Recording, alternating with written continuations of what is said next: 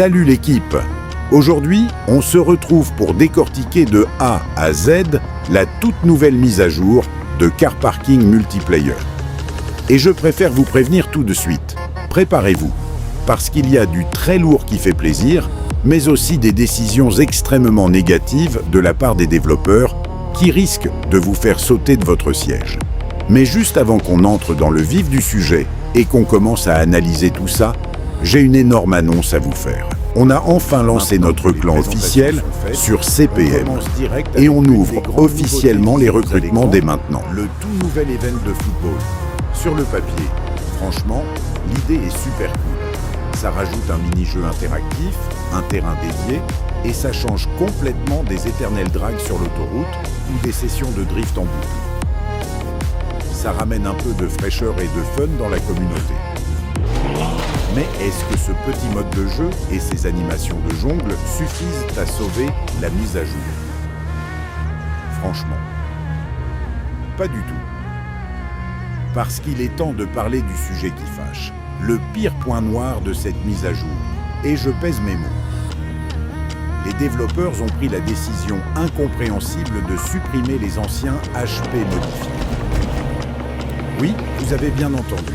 Ce système que tout le monde adorait pour booster les moteurs a tout simplement disparu. À la place, ils nous ont pondu un tout nouveau système de tuning moteur qui est, soyons honnêtes, d'une nullité absolue. C'est officiel, sur ce coup-là, ils ont complètement flingué la scène du tuning performance. On se demande vraiment ce qui leur est passé par la tête. N'hésitez pas à me dire dans les commentaires ce que vous pensez de ce nouveau système. Parce que de mon côté, je trouve que c'est un énorme retour en arrière. Heureusement, tout n'est pas complètement à jeter. Pour essayer de faire passer la pilule, ils ont sorti l'artillerie lourde sur la partie esthétique. Déjà, on a l'arrivée de nouveaux véhicules magnifiques dans le catalogue, notamment des sportifs super agressifs et des gros utilitaires comme ce Dodge Ram jaune qui a un flow incroyable. Mais la vraie révolution visuelle, c'est l'arrivée du tout nouveau menu de personnalisation pour modifier la carrosserie soi-même. On a aussi reçu toute une panoplie de nouvelles émotes et de nouvelles poses pour nos personnages. On peut enfin faire asseoir notre perso sur le capot de sa caisse, le faire s'adosser tranquillement contre la portière, ou lui faire des animations stylées. Et pour tester tout ça, quoi de mieux que du terrain? Dans cette mise à jour, on a le droit à une nouvelle zone bien sympathique à explorer.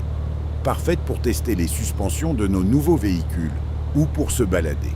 Mais le plus excitant reste à venir. Les développeurs ont teasé l'arrivée de la future map Italie pour la prochaine mise à jour. Autant vous dire que j'attends cette carte de pied ferme en espérant qu'elle soit assez incroyable pour nous faire oublier le fiasco du tuning moteur actuel. En résumé, on est face à une mise à jour extrêmement mitigée.